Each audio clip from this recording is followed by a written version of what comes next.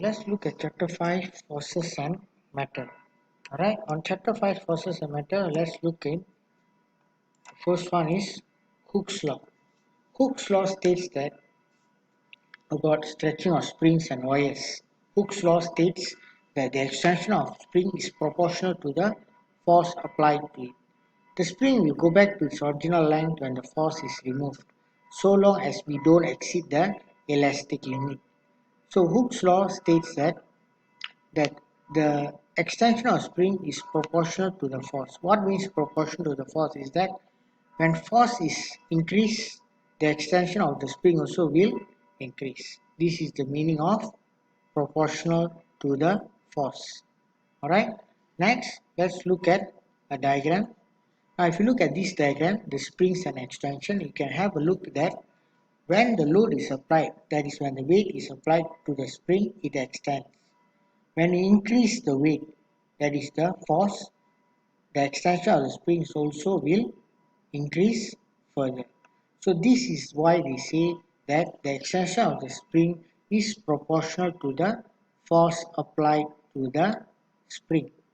So it states that when the force applied increases, the extension of the spring also will increase. Alright, so next let's look at Hooke's law. This is the Hooke's law stating that the extension of the spring is proportional to the load applied to it, provided its proportionality is not exceeded. As long as the spring's elasticity is not extended or exceeded, the extension of the spring will always follow the law that states that it will be proportional to the load. What means proportional to the load is that when the load is increased, the spring will always that will also increase. That means as the load is increased, the extension of the spring also will increase. Okay, now the formula is F equals to Kx. K is spring constant, F is load force, and X is the extension of the spring. So this is a question. The question states that a spring has a spring constant K which is 20 N per cm. What load is needed to produce an extension of 2.5 cm? So from the question, K is 20 N per cm, X is 2.5 cm. What is the F? I mean the force, what force is needed to extend the spring to 2.5 cm? So according to the formula, F equals to Kx. So F is equals to 20N, which is the spring constant, times with the extension of the spring, which is 2.5 cm, which will give you 50N. So this question explains that a force of 50N will extend the spring to a measurement of 2.5 cm. Alright, so this is how you calculate the extension of spring using the Hooke's law formula, which is F equals to Kx. Okay, another question. A spring has a spring constant K, which is 30 N per cm. What load is needed to produce an extension of 1.5 cm? Right, so from this question, we have K as an 30 N per cm, we have X as in 1.5 cm. The formula states that F equals to Kx. So according to the formula, force is equals to 30 N per cm times 1.5 cm, which will give you 45 N.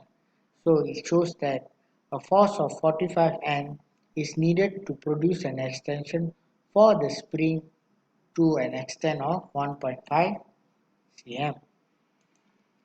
Next, let's look at pressure. What's the meaning of pressure? Pressure means continuous physical force exerted on or against an object by something in contact with it. Right? Force acting per unit area is at right angle to the surface. Now, the formula for force is force over area. The formula for pressure is force over area. So pressure is calculated in Pascal equals to force over A. Force is the measurement is in Newton. Area the measurement is in meter per square. Alright. So let's look at one of the question. Calculate the pressure exerted by a woman dancer weighing 600 and standing on a single heel of area 1 cm square. Okay, if you look at this question, the pressure equals to force over area. So the force is actually 600 and the area is 1 centimeter square. but you have to convert the centimeter to meter. So how do we convert? 1 meter is equal to 100 cm. So 1 meter square is equivalent to 10,000 cm square. So 1 cm square is equal to 0.0001 meter square. So equivalent to 600 n over 0.0001 meter square, which will give you 6 million PA.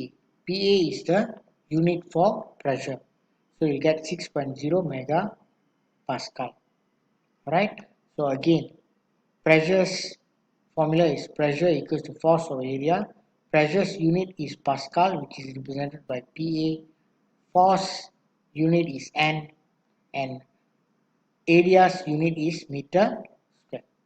So using this calculation, you'll get the answer as 6.0 mega PA. Alright? So this is the calculation for pressure.